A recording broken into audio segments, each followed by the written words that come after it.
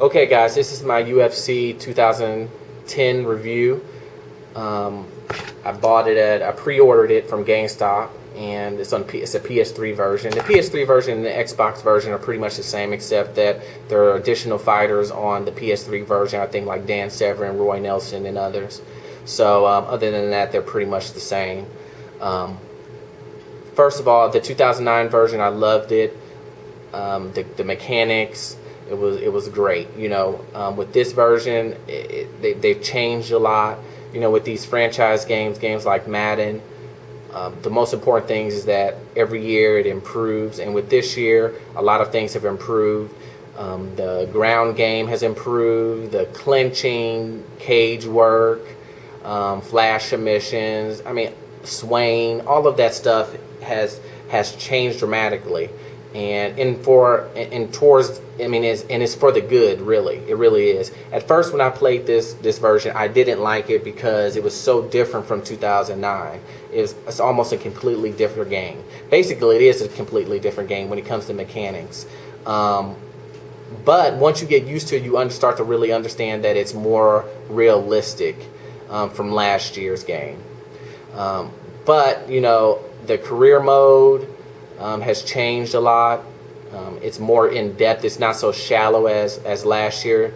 Last year's game, it really didn't have. It was pretty much you're repeating the same thing over and over. You fight. This year they have like an actual story. You start at a lower fight club and you move all the way up into the main fight club, which is UFC, and you just work your way up. They have the story behind it, and in the locker room talks, the weigh-ins, and everything like that. The creative fighter is way better. Last year's game had about 6 different haircuts, heads, and it was very, very shallow also. This year is really in depth. They have changed just so much with the creative fighter, and that's good. It's really done.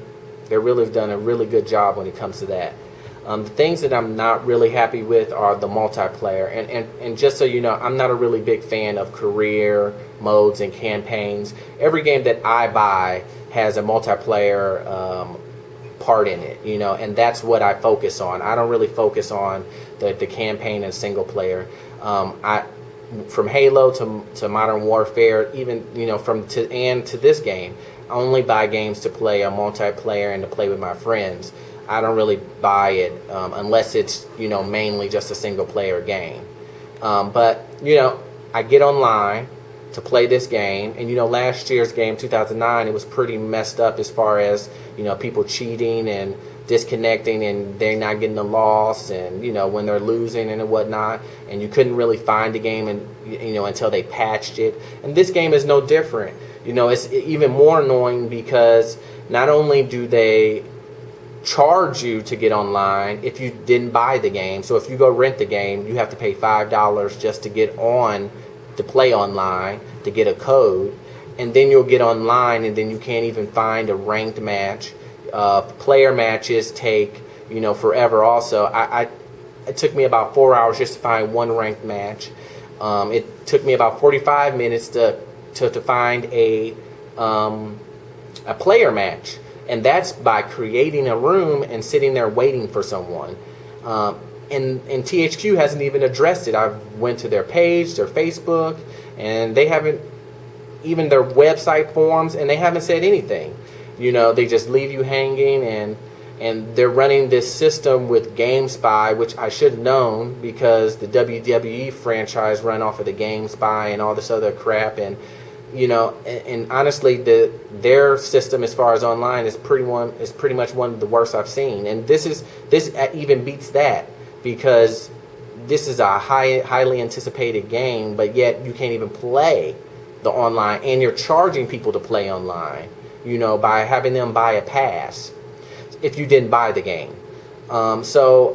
And then when you even start the game, you'll notice that it's always saying connecting and loading, and it'll freeze the screen while it's trying to connect to the servers online. But the online servers are so bad, they don't even, you get frozen in just waiting just to play a career mode or just a single player exhibition with your friend that's right next to you. And it just damages the whole game. And for me, I'm not gonna buy a third one next year. Next year, I'm not going to buy this game. I'm gonna rent it.